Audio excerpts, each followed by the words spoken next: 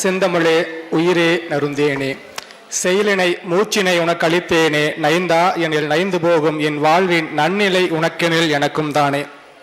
மிக இக்கட்டான ஒரு நெருக்கடியான ஒரு நேரத்தில் மேடை கைவசம் வந்திருக்கிறது. எல்லாரும் வீட்டுக்கு போக வேண்டிய ஒரு தன் முனைப்போடு காத்து கொண்டிருக்கிறீர்கள். மிக விரைவாக என்னுடைய உரையை முடித்து விடுகிறேன். நண்பர்களே, எனக்கு வழங்கப்பட்ட தலைப்பு சிறார் இலக்கியம். அது குறித்து மிக நீண்ட உரையை உங்களுக்கு வழங்க வேண்டும் என்று இருந்தாலும் கூட நேரம் கருதி மிக விரைவாகவே நான் முடிச்சிடுறேன். இதுக்கு முன்னே நம்ம காலையிலிருந்து நிறைய செய்திகளை கேட்டு கேட்டு கேட்டு உள்வாங்கி கொண்டே இருக்கும். நிறைய செய்திகள் இதுக்கு முன்பு பார்த்தா ஒரு நிகழ்த்து கலையை மிக அற்புதமாக நிகழ்த்தி காட்டினார். இப்போ இதெல்லாம் எது எது நமக்கு கொடுக்க விரும்புறாங்க இல்லையா? ஒரு படைப்பாளி, ஒரு படைப்பினுடைய எனக்கு இந்த பேனரை பார்த்தோன்னே மிகப்பெரிய ஒரு ஒரு மாற்றம் எனக்கு தோன்றியது. ஒரு புறம் பார்த்தா ஒரு கட்டிடமும் ஒரு தொழில் புரட்சிக்கான ஒரு சின்னம், இன்னொரு புறம் ஒரு காளை நின்று கொண்டிருக்கிறது. நீங்கள் கவனித்தால் தெரியும், இரண்டும் இரண்டு வித கோணங்களிலே நமக்கு பரிமாற்றங்களை வழங்கி கொண்டிருக்கிறது. நண்பர்களே, காளையின் கீழ் செம்மண் இருக்கிறது இல்லையா? அப்போ நம்ம வீட்டுல ஒரு படம் வச்சிருப்போம்னா எப்போ வைப்போம்? ஒன்று நாம் சாதித்த சாதனைகளை படமாக வைப்போம், இன்னொன்றும் காலம் சென்றவர்களை படமாக வைப்போம். நான் அந்த தொழில் புரட்சியை சாதனையாக பார்க்கிறேன், இந்த காளையை காலம் சென்ற எச்சத்தின் மிச்சமாக பார்க்கிறேன் இல்லையா? ஒரு காளையினுடைய இழப்பு என்பது தமிழ்ல எத்தனை சொற்களை இழந்திருக்கு தெரியுமா? என்னுடைய தலைப்புக்குள்ள போக நான் விரும்பல. ஒரு மாற்றம் வெறும் காளையை மட்டும் போடுறோம். இதே 30-40 ஆண்டுகளுக்கு முன்பு இங்க ஒரு நிகழ்ச்சி நடந்திருந்தா நம்ம காளையை போட்டிருப்போமா? இல்லை. ஏன்னா எல்லோரும் வீட்டிலும் காளை இருந்தது. காளையினுடைய அழிவுக்கு பின்னால் எத்தனை சொற்களையும் நிலத்தையும் மண்ணையும் உழவன் இழந்திருக்கிறான் தெரியுமா? தொடர்ந்து இங்க காளை இருந்து சுற்றுச்சூழல் பற்றியும் பசுமை பற்றியும் தொழில் புரட்சியை பற்றியும் நிறைய பேசிக்கொண்டே இருந்தார்கள். அதனுடைய விளைவு என்ன தெரியுமா? அதனுடைய விளைவு நீங்க யோசிச்சு பார்த்தா எண்ணற்ற கலை சொற்களை நாம் இழந்திருக்கோம். ஒரு காளையினுடைய ஒரு இழப்பு ஒரு வண்டி மாடை நம்மிடம் பறித்து விட்டது, ஒரு கலப்பையை பறித்து விட்டது, ஒரு முகத்தை பறித்து விட்டது, ஒரு கொழுவை பறித்து விட்டது, மூக்கணாங்கயிறை பறித்து விட்டது, வாக்குடைய பறித்து விட்டது, கன்னிக்கயிறை பறித்து விட்டது. நீங்க கன்னிக்கயிறை பத்தி நீங்க யாரு சொல்லுவாருன்னா கம்பன் ஈரவர்கள் சொல்லியிருப்பாரு, கன்னிக்கயிறு என்பது நில மகளுக்கு உடுத்தக்கூடிய மங்கள நான் என்று கம்பர் பதிவு செய்கிறார். இதெல்லாம் ஒரு காளையினுடைய படத்தை பார்த்த பிறகு எனக்கு ஏற்பட்ட ஒரு தாக்கம் நண்பர்களே. ஒரு காளைக்கு பின்னாடி எத்தனை செய்திகள் இருக்கு தெரியுமா? இதெல்லாம் இழந்துட்டோம். நான் ஒரு காளை இழந்த பிறகு மஞ்சள் இருக்குல்ல, இது தை மாதம் முடிந்து மாசில எனக்கு மஞ்சளினுடைய அறுவடை காலம். இது தாளெல்லாம் சேடை கட்டி தாளெல்லாம் அறுத்து மஞ்சள் அறுவடைக்கு அந்த நிலம் தயாராகி கொண்டிருக்கும். மஞ்சள் அறுவடை என்பது ஈரோட்டினுடைய மிகப்பெரிய ஒரு சந்தை இல்லையா? அந்த மஞ்சளுக்கு பின்னால் எவ்வளவு பெரிய வணிகம் இருக்கிறது தெரியுமா? அந்த மஞ்சள் என்ற அந்த விளைச்சலை நாம் இழந்ததன் பின்னால் நாம் எத்தனை இழந்திருக்கிறோம் தெரியுமா? ஏர் மஞ்சள் யாருக்குமே தெரியாது, தாய் மஞ்சள் தெரியவே இல்லை. ஏரோட்டி பாரோட்டி தண்ணீர் கட்டி அந்த மஞ்சளை வேக வச்சு மஞ்சளுக்கான அந்த ஒரு பெரிய ஒரு குழியை தோண்டி மஞ்சளை வேவிப்பார்கள் இல்லையே. அந்த மஞ்சளை அறுவடை செய்வதற்கு மஞ்சள் குத்துன்னு ஒன்று இருக்கு. அலுவலகம் நான் கேட்டிருந்தேன், உங்களுக்கு மஞ்சள் குத்துனா தெரியுமான்னு கேட்டேன். அது மஞ்சள் நிறம் இருக்கும் என்று சொன்னார். எனக்கு ரொம்ப வேதனையாகவும் வியப்பாகவும் இருந்தது. மஞ்சள் கொத்து என்பது மஞ்சளை மண்ணிலிருந்து அகற்றுவதற்கு பயன்படக்கூடிய மிக முக்கியமான ஒரு ஆயுத கருவி. அதை நாம் இழந்து விட்டோம். காளை இழந்தனுடைய பின்னால காளைக்கு லாடம் அடிப்பாங்க இல்லையா? நின்று கொடுக்க காளையை கயிறை கட்டி மிக லாகமாக கீழே தள்ளணும். காளை விழுகும், காளைக்கு அடிபடாது. அதற்கு இன்றே தனியாக ஒரு இருப்பார், அவர் லாடம் கட்டுவார். அந்த தொழில் என்னானது? அந்த லாடம் கட்டி கொண்டு வந்தவர் இப்போது எங்கிருக்கிறார் இல்லையா? நம்ம யோசிக்கணும். அதுதான் இலக்கியம் செய்து கொண்டிருக்கிறது நண்பர்களே. நான் சின்ன பையனா இருக்கும் போது 1 பவுன் தங்கமும் ஒரு சட்டை நம்ம எடப்போடு விலை இடக்கழிவில் இருக்கு. ஒரு சட்டை மஞ்சளும் ஒரே விலை இல்லையா? எங்க அப்பா ஈரோடுல போய் மஞ்சள் போட்டு வந்தாருன்னா அவ்வளவு குதூகலமாக இருக்கும். எங்களுக்கு தின்பதற்கு அத்தனை தின்பண்டங்களை வாங்கி வருவார். இன்னைக்கு ஒரு சட்டை மஞ்சள் விலை 15,000 நண்பர்களே. 1 பவுன் தங்கம் 1,35,000 தொட்டு விட்டது. எவ்வளவு பெரிய மாற்றம் இல்லையா? நம்ம தொடர்ந்து தொழில் புரட்சின்னு பேசுறோம், தொடர்ந்து விவசாயம் அழிந்து விட்டது என்று பேசுகிறோம், தொடர்ந்து பன்னாட்டு சந்தை என்று நிறைய பேசுறோம் இல்லையா? பூச்சிக்கொல்லி மருந்து வந்துருச்சு, எல்லாமே பேசுறோம். அழிவு, இதற்கு பின்னால் ஒரு இனம் இல்லாமல் போன செய்தியையும் எனக்கு ஒரே ஒரு ஒற்றை காளை படம், அந்த நீங்க கண்ணை பார்த்தா தெரியும், அவ்வளவு வீரியத்தோடு காளை நின்று கொண்டிருக்கிறது. அதை படைத்த அந்த படைப்பாளிக்கு அந்த பேனரை வடிவமைச்சது தெரிஞ்சிருக்கு. காளைக்கு காலுக்கு நாம் மண்ணை தான் போடணும். அதனாலதான் சங்க இலக்கியம் மிக அற்புதமாக சொல்லியது இல்லையா? செம்புல பெயல் நீர் போல அன்புடைய நெஞ்சம் தான் கலந்தனவே. அந்த பாட்டு தெரியாது. செம்புல பெயல் நீர் மிக அற்புதமான ஊமை. அதனால அவரோட பாட்டு எழுதுனது செம்புல பெயர் நீரார் என்று வைத்தார்கள். இப்ப ஏன் அந்த மாதிரி படைப்பாளிகள் வரவில்லை என்று சொன்னால் நம்மிடம் செம்மண்ணே இல்லை. அப்புறம் எப்படி அந்த மாதிரி படைப்புகள் எதிர்பார்க்க முடியும்? நாம ரெடிமேடா இன்னைக்கு என்ன இருக்கிறது என்று அதை ரெடிமேடா கொடுத்து கொண்டே இருக்கிறோம். சிறார் இலக்கியம் என்ற தலைப்புக்காக அந்த தலைப்பை ஒட்டி ஒரு 2 நிமிடம் மட்டும் பேசி நான் முடிவுகிறேன். என்னுடைய தலைப்புக்கு நான் நியாயம் செய்ய வேண்டும் இல்லையா? சிறாரில் எத்தனையோ இலக்கிய வகைகள் இருக்கிறது. ஒன்று சிறாருடைய பாடல்களை மட்டும் சொல்லி முடிக்கலாம்னு நினைக்கிறேன். சிறார் இலக்கியத்தில் ரொம்ப கவர்ந்தது பாடல்.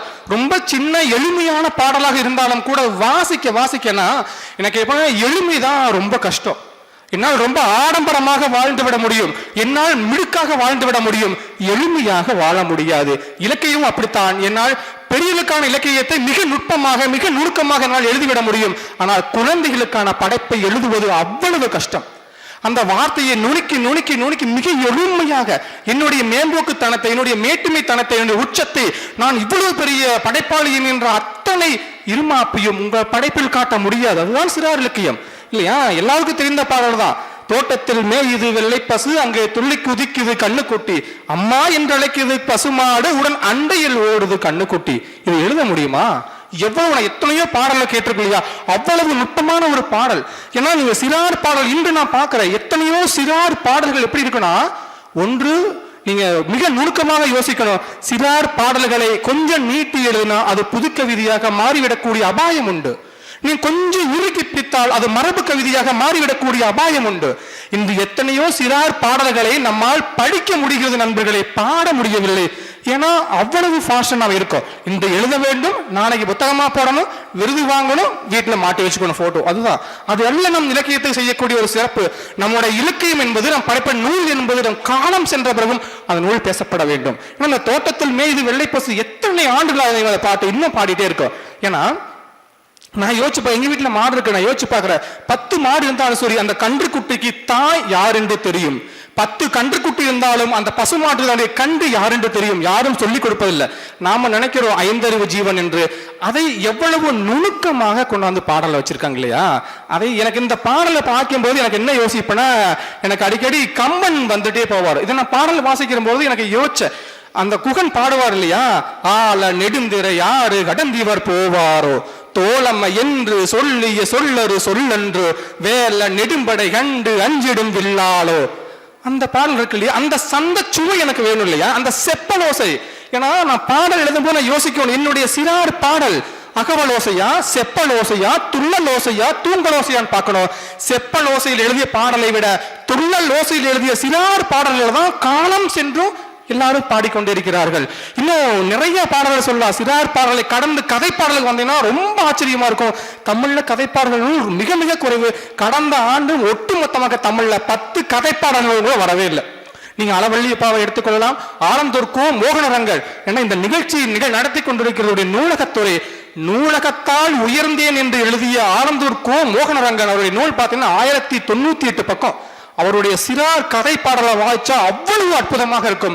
அதையெல்லாம் எழுதக்கூடிய ஆளுமைகள் தமிழ்ல இல்லை இல்லையா? இன்னும் ஒரே ஒரு பாடல் அளவள்ளியப்பாவுடைய பாடல் எல்லோரும் எழுதிடலாம். ஏன் அளவள்ளியப்பா இன்னும் நான் குறிப்பிடுறேன்னா, ஒரு அற்புதமான ஒரு பாடல். தென்னை மரத்தில் ஏறலாம் தேங்காயை பறிக்கலாம், மாமரத்தில் ஏறலாம் மாங்காயை பறிக்கலாம், புளிய மரத்தில் ஏறலாம் புளியங்காயை பறிக்கலாம், நெல்லி மரத்தில் ஏறலாம் நெல்லிக்கனியை பறிக்கலாம், வாழை மரத்தில் ஏறலாம். அடுத்தவர் என்ன வரும் சொல்லுங்க சொல்லுங்க? வாழைக்காயை பறிக்கலாம். அதனாலதான், ஏன்னா அந்த வரியை எனக்கும் நமக்கும் வள்ளியப்பா கொண்டு வேறுபாடு என்ன தெரியுமா? வாழை மரத்தில் ஏறலாம் வாழைக்காயை பறிக்கலாம் என்று எழுதியிருந்தால் நாம இருப்போம். ஏன் வள்ளியப்பா இன்னும் பேசப்பட சொன்னால், அவர் எழுதிய அந்த கடைசி வரி வாழை மரத்தில் ஏறலாம் வழுக்கி வழுக்கி விழலாம். இதுதான் அதான் நகைச்சுவை இல்லையா? அந்த குழந்தையை எழுப்பின்பால் இழுக்க வேண்டும். என்னுடைய மேட்டிமையை கொட்டி தீர்த்து யார் வேணும் எழுதலாம். வாழை மரத்தில் ஏறலாம் வாழைக்காயை யார் வேணும் எழுதிட்டு போல இல்லையா? எந்த இடத்தில் வள்ளியப்பா தனித்துவமாக நினைக்கிறார். படைப்பாளனுடைய ஒரு உச்சம். படைப்பாளி தன்னுடைய இடத்திலிருந்து எந்த இடத்துல தனித்துவமாக நினைக்கிறார். தன்னுடைய எழுத்தை எந்த அளவு வேறுபட்டு காட்டுகிறார். இன்னொரு சிந்திப்பாங்க, ஏன் படைப்பாளி மட்டும் மாறுபட்ட கோணத்தில் சிந்திக்க? அதனாலதான் அவருடைய பாடல் இன்னும் பேசப்படுகிறது. அவருடைய ஒட்டகச்சினை பாடலாக இருந்தாலும் சரி, சட்டை போட்ட குரங்கு பாடலாக இருந்தாலும் சரி, அவ்வளவு அற்புதமாக இருக்கும். காலம் முடிஞ்சுன்னு நினைக்கிறேன். எனக்கு நான் இதுக்காக தயாரித்து வந்த தலைப்பு என்பது வேறு, இந்த சூழல் என்னை பேச வைத்தது வேறு. நண்பர்களே, நிறைய செய்திகளையும் பேசுவதற்கும் எழுதுவதற்கும் நிறைய இருக்கிறது. எனக்கு முன்னால பேசின KN செந்தில் அவர்கள் மிக அற்புதமான நிறைய சமகாலத்தை பற்றி பதிவு செய்தார். நீங்க இந்த நிகழ்ச்சியை கேட்டுக்கொண்டிருக்கின்ற உங்களில் யாரேனும் ஒருவர் கூட நிச்சயமாக ஒரு படைப்பாளியாக வரக்கூடிய வாய்ப்பு இருக்கு எதிர்காலத்தில். நான் அவர்களெல்லாம் சொல்லிக்கொள்வது ஒன்றுதான், ஒரு பொழுதும் நம்மளுடைய படைப்புக்காக, நம்மளுடைய வளர்ச்சிக்காக ஒரு பொழுதும் நாம் யாரிடமும் அடிபணிந்து நிற்க கூடாது. இந்த ஏறி வரக்கூடிய ஒவ்வொரு படிக்கட்டும் நம்மளுடைய சுயத்தால் எழுந்த ஒரு படிக்கட்டாகத்தான் இருக்கணும். அதை மட்டும் மனதில் ஆழமாக வைத்துக் கொண்டால் நிச்சயமாக வரக்கூடிய காலங்கள் நமக்கான காலங்களாக அமையும். தமிழ்ல சிறா இலக்கியத்துக்காக எழுத்தாளர்கள் மிக மிக குறைவா இருக்கிறார்கள். இது ரெண்டு வகையா பிரிக்கலாம். கொரோனாவுக்கு முன்பு, கொரோனாவுக்கு பின்பு, கோமோ கோப்பி என்று.